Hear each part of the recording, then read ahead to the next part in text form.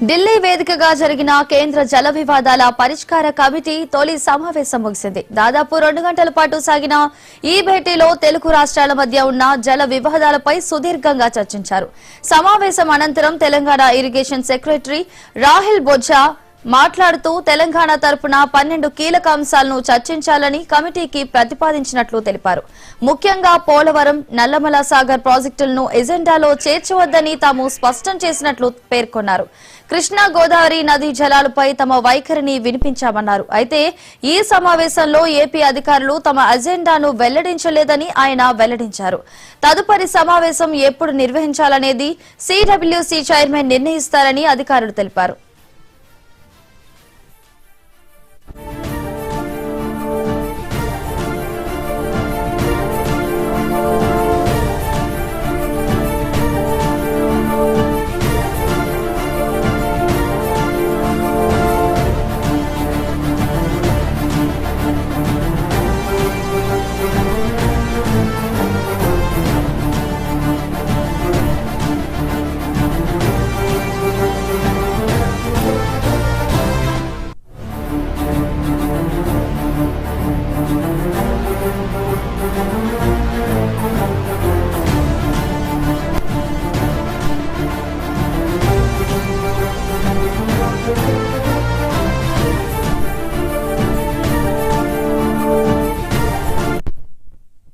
ఢిల్లీ వేదికగా జరిగిన కేంద్ర జల వివాదాల పరిష్కార కమిటీ తొలి సమావేశం ముగిసింది. ఇదే అంశానికి సంబంధించి మరింత సమాచారాన్ని ఢిల్లీ బ్యూరో చీఫ్ శిరీష్ అందిస్తారు. శిరీష్, చెప్పండి.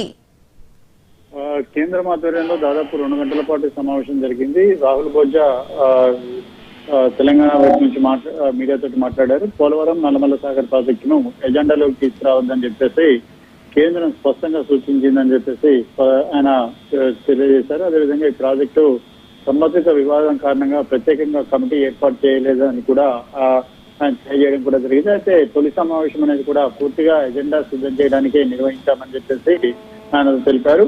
ఏపీ, తెలంగాణ రెండు కూడా కృష్ణా గోదావరి జిల్లాలకు సంబంధించి తమ తమ అంశాలను సెంట్రల్ వాటర్ కమిషన్ కు ప్రెజెంటేషన్ రూపంలో సమర్పించినట్లుగా కూడా ఆయన సమావేశం తర్వాత మీడియాను ఉద్దేశించి మాట్లాడారు. అయితే ఎజెండా ఖరారైన తర్వాత ఒక్కో అంశం పైన విడివిడిగా చర్చలేంటి కూడా జరుగుతాయి. కమిటీ పరిధి గోదావరి, కృష్ణానది జలాలు మరియు ఇరు రాష్ట్రాల మధ్య ఉన్న జల వివాదాలకే పరిమితమని చెప్పేసి స్పష్టం చేయడం జరిగింది. అదేవిధంగా కృష్ణా నది నీటి పంపకాల అంశం ప్రస్తుతం ట్రిబ్యునల్ పరిధిలో ఉందని చెప్పేసి కూడా ఆయన పేర్కొనడం కూడా జరిగింది. సెంట్రల్ వాటర్ కమిషన్ చైర్మన్ ఒక వారం లోపల ఎజెండా సిద్ధం చేయాలని చెప్పేసి సూచించారు. గోదావరి, కృష్ణానది జలాల వినియోగం పైన పూర్తి డేటా వివరాలను కూడా 2 రాష్ట్రాల నుంచి కూడా కేంద్రం కోరినట్టుగా కూడా ఆయన మీటింగ్ చేస్తారు. సో సిద్ధమయ్యే ఎజెండా ఆధారంగానే వచ్చే నెలలో తదుపరి సమావేశం జరుగుతుందని చెప్పేసి ఆయన స్పష్టం చేయడం కూడా జరిగింది. సో ఈరోజు ఇరు రాష్ట్రాలకు సంబంధించిన అధికారులు కూడా ఈ సమస్యలన్నింటి కూడా మంచి వాతావరణంలోనే పరిష్కారం అవుతాయని చెప్పేసి స్పష్టం చేయడం జరిగింది. అలాగే శిరీష్, 2 రాష్ట్రాల మధ్య భిన్నాభిప్రాయాలు స్పష్టంగా బయటపడిన ఈ సమావేశంలో కేంద్ర జల సంఘం పాత్ర ఎలా కనిపించింది? ఎజెండా సిద్ధం చేసిన తర్వాత ప్రస్తుతం అయితే ఈ మొదటి సమావేశం అనేది పూర్తిగా ఎజెండా సిద్ధం చేయడానికి ఏర్పాటు చేయడం జరిగింది.